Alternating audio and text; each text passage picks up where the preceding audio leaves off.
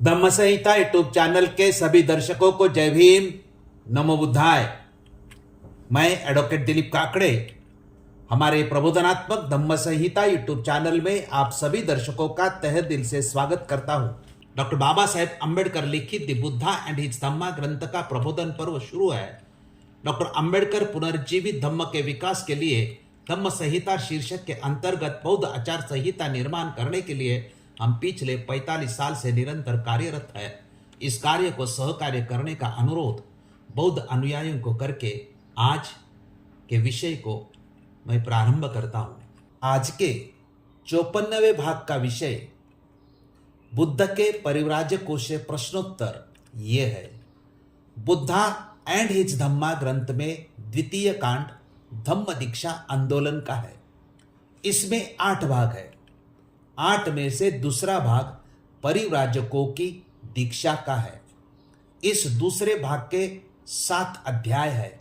7 अध्याय में पहला अध्याय बुद्ध का सारनाथ आगमन का है और 7वां अध्याय परिव्राजकों की धम्म दीक्षा है। बीच के 5 अध्याय बुद्ध के पहले प्रवचन के 5 भाग है। यह पहले प्रवचन का विषय था मध्यम मार्ग। दूसरे प्रवचन का विषय था मध्यम मार्ग की व्याख्या करते वक्त 5 मापदंड यानी पंचशील समझाया है। तीसरे प्रवचन में बुद्ध ने अष्टांगिक मार्ग का स्पष्टीकरण किया है। चौथे प्रवचन में बुद्ध ने शील मार्ग को समझाया है और आखिरी 5वें प्रवचन में यहां हम बुद्ध के परिव्राजकों से प्रश्नोत्तर ये चैप्टर का स्पष्टीकरण कर रहे हैं। हमने पहले 4 प्रवचन की जानकारी और उसका विश्लेषण पहले वीडियो में किया है। इस वीडियो में बुद्ध ने जो परिव्राजकों से प्रश्नोत्तर किया है उसके बारे में हम जानकारी और स्पष्टीकरण इस भाग में प्रस्तुत कर रहे हैं। स्पष्टीकरण का पहला बिंदु चरित्र की पवित्रता का है। बुद्ध ने अपने धम्म में आदमी के चरित्र को महत्वपूर्ण माना है। बुद्ध चरित्र को इतना महत्व देते हैं कि वो आदमी के चरित्र के पवित्रता को संसार की आधारशिला मानते हैं। आदमी के पास चारित्रिक बल होना जरूरी है। चरित्र को बर्बाद करने वाली चीजों से हर आदमी ने सावधान रहना चाहिए। चरित्रवान आदमी सार्वजनिक जीवन में काम कर सकता है, सार्वजनिक कल्याण का काम कर सकता है। डॉक्टर बाबा साहेब अम्बेडकर बुद्ध और उनका धम्म ग्रंथ में इस बारे में लिखते हैं कि अपने धम्म का उपदेश देकर और उसकी सम्यक व्याख्या करके बुद्ध ने परिव्राजकों से प्रश्न किया। क्या प्रश्न किया कि क्या आदमी के चरित्र की पवित्रता ही संसार की भलाई की आधारशिला नहीं है? उन सभी का उत्तर था हां, यह ऐसा ही है। फिर बुद्ध ने पूछा कि क्या ईर्ष्या, राग, अज्ञान, हिंसा, चोरी और व्यभिचार और असत्य चरित्र की पवित्रता की जड़ नहीं खोद देते? क्या व्यक्तिगत पवित्रता के लिए यह आवश्यक नहीं है कि आदमी में इतना चारित्रिक बल हो कि वह इस प्रकार की बुराइयों के वश में न आ सके? यदि किसी आदमी में व्यक्तिगत पवित्रता ही नहीं है तो वह जन कल्याण कैसे कर सकता है? उन सभी का उत्तर था, मतलब सभी परिव्राजकों का उत्तर था हां, ऐसा ही है। इस प्रकार बुद्ध ने पहले परिव्राजकों को चरित्र का महत्व समझाया। स्पष्टीकरण का दूसरा मुद्दा अष्टांग मार्ग से अमानवता का अंत है। बुद्ध कहते हैं कि अष्टांग मार्ग के अनुसरण से सारी अमानवता का अंत होता है। दूसरों को गुलाम बनाना, दूसरों को वश करना, दूसरों के सुख दुख के प्रति उदासीन रहना, यह अमानवता का मतलब बुद्ध बताते हैं। इस अमानवता का अंत आदमी अष्टांग मार्ग के अनुसरण से कर सकता है, ऐसा बुद्ध स्पष्ट करते हैं। डॉक्टर बाबा साहेब अंबेडकर बुद्ध और उनका धम्म ग्रंथ में लिखते हैं कि आदमी दूसरों को अपना गुलाम बनाना, दूसरों को अपने वश में रखना क्यों चाहता है? आदमी दूसरों के सुख दुख की ओर से उदासीन क्यों है? क्या यह इसलिए नहीं है कि एक आदमी दूसरे के प्रति योग्य व्यवहार नहीं करता? उन सभी परिव्राजकों का बुद्ध के इस प्रश्न को उत्तर था कि हाँ, ऐसा ही चल रहा है। तो क्या अष्टांग मार्ग का अनुसरण यानी सम्यक दृष्टि, सम्यक संकल्प, सम्यक वाणी, सम्यक आजीविका, सम्यक कर्मांत, सम्यक व्यायाम, सम्यक स्मृति और सम्यक समाधि, संक्षेप में सधम्म के अनुसार जीवन यापन यदि प्रत्येक उस पथ पर चले, उस सारी अमानवता का, उस सारे अन्याय का जो एक आदमी दूसरे के प्रति करता है, अंत नहीं कर देगा? ऐसा बुद्ध प्रश्न पूछते हैं और उनका उत्तर मतलब सभी परिव्राजकों का उत्तर आता है कि हाँ, ऐसा ही है। इस प्रकार बुद्ध ने अष्टांग मार्ग अमानवता को कैसा नष्ट कर सकता है, यह बात परिव्राजकों को समझाई। स्पष्टीकरण का तीसरा मुद्दा बिंदु प्रेम के लिए निष्काम भाव की आवश्यकता है। इसमें बुद्ध दान, प्रेम, करुणा, निस्वार्थ भाव का महत्व समझाते हैं।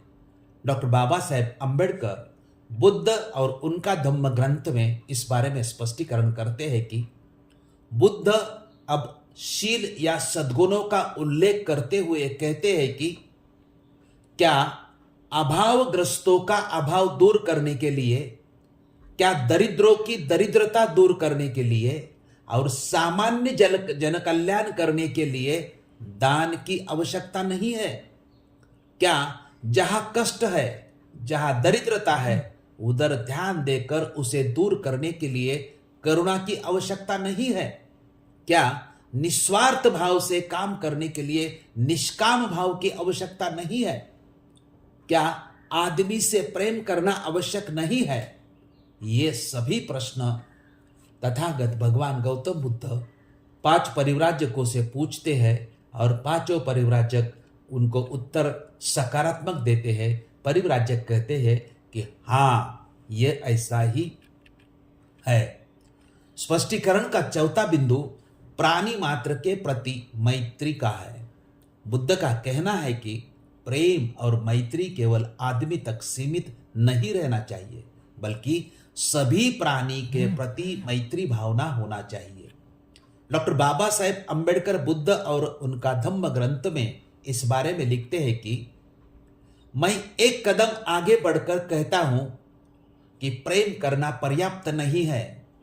जिस चीज की आवश्यकता है वह मैत्री है। प्रेम की अपेक्षा इसका क्षेत्र व्यापक है।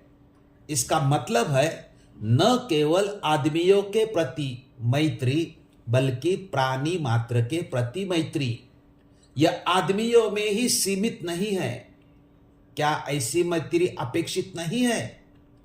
इसके अतिरिक्त दूसरी कौन सी चीज है जो सभी आदमियों को वह सुख प्रदान कर सके जो सुख आदमी अपने लिए चाहता है? आदमी का चित्त पक्षपात रहित रहे, सभी के लिए खुला, सभी के लिए प्रेम और घृणा किसी से भी नहीं। उन सभी परिव्राजकों ने बुद्ध से कहा कि हाँ, ऐसा ही है। पांचवा बिंदु स्पष्टीकरण का सद्गुणों के साथ प्रज्ञा का है। हमेशा सद्गुणों के साथ प्रज्ञा यानी निर्मल बुद्धि जुड़ी रहनी चाहिए। डॉक्टर बाबा साहब अंबेडकर बुद्ध और उनका धम्म ग्रंथ में लिखते हैं कि सद्गुणों के आचरण के साथ प्रज्ञा जुड़ी रहनी चाहिए। निर्मल बुद्धि, क्या प्रज्ञा आवश्यक नहीं है? परिव्राजक मौन रहे। उन्हें अपने प्रश्न का उत्तर देने के लिए मजबूर करने की दृष्टि से तथागत भगवान बुद्ध ने अपना कदम जारी रखा और पुनः प्रश्न उन्होंने कहा कि भला आदमी हम उसी को कहेंगे जो कोई बुरा काम न करे, बुरी बात न सोचे, बुरे तरीके से अपनी जीविका न कमाए और मुंह से कोई ऐसी बात भी न निकाले जिससे किसी की हानि हो अथवा किसी को कष्ट पहुंचे, तभी परिव्राजक बोले कि हाँ ऐसा ही है। छठा बिंदु स्पष्टीकरण का है सत्कर्म। बुद्ध का कहना है कि सत्कर्म एक अंधे के भांति नहीं करना चाहिए। सत्कर्म करने के लिए जागरूक रहना चाहिए। ऐसा क्या, इसका क्यों, इसका स्पष्टीकरण बुद्ध उदाहरण देकर करते हैं। डॉक्टर बाबा साहब अंबेडकर जी ने बुद्ध और उनका धम्म ग्रंथ में यह बात स्पष्ट की है कि बुद्ध कहते हैं, क्या सत्कर्म भी एक अंधे की भांति किए जाने चाहिए? बुद्ध कहते हैं कि मैं कहता हूं कि नहीं, यह पर्याप्त नहीं है। यदि यह पर्याप्त होता तो हम एक छोटे बच्चे के बारे में कह सकते कि वह हमेशा भला ही भला है, क्योंकि अभी एक छोटा बच्चा यह भी नहीं जानता कि शरीर क्या होता है। वह लात चलाते रहने के अतिरिक्त और शरीर से कर ही क्या सकता है। वह यह भी नहीं जानता कि वाणी क्या है। वह चिल्लाने के अतिरिक्त और उससे कोई बुरी बात कर ही क्या सकता है। वह ये भी नहीं जानता कि विचार क्या होता है। वह ज्यादा से ज्यादा प्रसन्नता के मारे किलकारी भर मार सकता है। वह ये नहीं जानता कि जीविकोपार्जन क्या होता है। वह किसी बुरे तरीके से अपनी जीविका क्या कमा सकता है। वह अपनी मां की छाती से दूध पीने के अतिरिक्त और कुछ जानता ही नहीं। सातवां बिंदु स्पष्टीकरण का निर्मल बुद्धि यानी प्रज्ञा का है, और इसका मतलब यह है कि आदमी ने सद्गुणों का अनुसरण भी प्रज्ञा पूर्वक करना चाहिए। मतलब निर्मल बुद्धि और पक्षपात विरहित करना चाहिए। डॉक्टर बाबा साहेब अंबेडकर बुद्ध और उनका धम्म ग्रंथ में स्पष्ट किया है।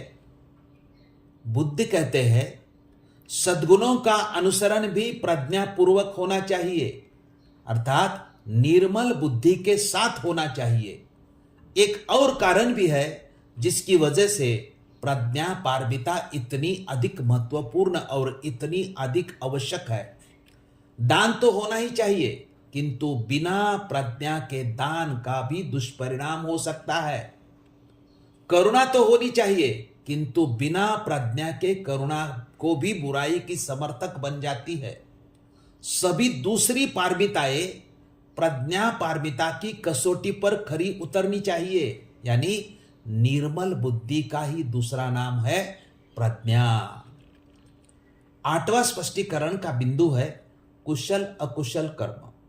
बुद्ध का कहना है कि सभी आदमी कुशल और अकुशल कर्मों का ज्ञान होना चाहिए। मतलब सभी आदमी को कुशल और अकुशल कर्मों का ज्ञान होना ही चाहिए। दोनों कर्म कैसे उत्पन्न होते हैं उसका पता चलेगा, तभी तो उसका फर्क उसके समझ में आएगा और उसी हिसाब से वो अनुसरण कर सकता है। डॉक्टर बाबा साहेब अंबेडकर बुद्ध और उनका धम्म ग्रंथ में लिखते हैं कि बुद्ध कहते हैं मेरी स्थापना है कि आदमी को अकुशल कर्म का ज्ञान होना चाहिए। अकुशल कर्म की उत्पत्ति किस प्रकार होती है, इसी तरह से कुशल कर्म का भी ज्ञान होना चाहिए। और कुशल कर्म की उत्पत्ति कैसी होती है, इसी प्रकार आदमी को कुशल कर्म और अकुशल कर्म का भेद भी स्पष्ट ज्ञात होना चाहिए।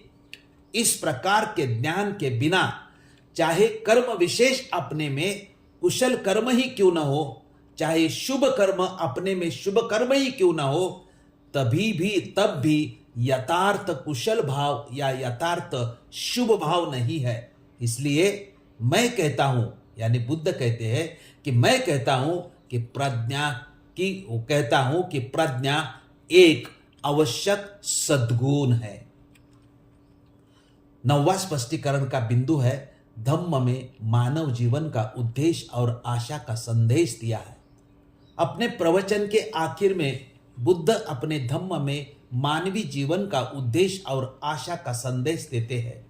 डॉक्टर बाबा साहेब अंबेडकर बुद्ध और उनका धम्म ग्रंथ में लिखते हैं कि तब बुद्ध ने परिव्राजकों को इस प्रकार की प्रेरणा देते हुए अपने प्रवचन समाप्त किया था। हो सकता है कि तुम मेरे बुद्ध कहते हैं कि हो सकता है कि तुम मेरे धम्म को निराशावादी धम्म समझ बैठो, क्योंकि मैं आदमियों का ध्यान मानव जाति के दुख की ओर आकर्षित करता हूं। मेरे धम्म के बारे में ऐसी धारणा बनाना गलती होगी। निसंदेह मेरा धम्म दुख के अस्तित्व को स्वीकार करता है, किंतु यह उतना ही जोर से उस दुख को दूर करने पर भी जोर देता है। मेरे धम्म में दोनों बातें हैं। इसमें मानव जीवन का उद्देश्य भी निहित है और ये अपने में आशा का संदेश भी देता है। 10वां बिंदु स्पष्टीकरण का, धम्म का उद्देश्य अविद्या का नाश ये है। बुद्ध अपने धम्म का उद्देश्य अविद्या का नाश बताते हैं। अविद्या का स्पष्टीकरण बुद्ध करते हैं। डॉक्टर बाबा साहेब अंबेडकर बुद्ध और उनका धम्म ग्रंथ में लिखते हैं कि बुद्ध कहते हैं कि धम्म का उद्देश्य है अविद्या का नाश, जिसका मतलब है दुख के अस्तित्व के संबंध में अज्ञान का नाश। आगे कहते हैं कि यह आशा का संदेश भी है, क्योंकि यह दुख के नाश का मार्ग बताता है। परिव्राजकों को प्रवचन के आखिर में बुद्ध पूछते हैं कि क्या तुम इस सब बात से सहमत हो या नहीं। परिव्राजकों का उत्तर था कि हाँ। परिव्राजकों ने बुद्ध के धम्म को पूरे बिंदु को उचित मानकर हाँ ऐसा ही है ऐसा कहा है। सारांश, बुद्ध के परिव्राजकों से प्रश्नोत्तर इस भाग के 10 बिंदु का अध्ययन से यह अनुमान निकलता है कि आदमी का चरित्र संसार की आधारशिला है। उसमें पवित्र चरित्र संसार की आधारशिला है। अष्टांग मार्ग से अमानवता का अंत होता है। प्रेम के लिए निष्काम भाव की आवश्यकता है। करुणा, मैत्री, दान, सत्कर्म बुद्ध धम्म के विशेष बिंदु बुद्ध बताते हैं। बुद्ध अपने धम्म का उद्देश्य अविद्या का नाश बुद्ध ने बताया है। बुद्ध के परिव्राजकों से प्रश्नोत्तर इस भाग की जानकारी और स्पष्टीकरण सुना और देखा, उसके लिए सभी दर्शकों का आभार व्यक्त करता हूं। धन्यवाद।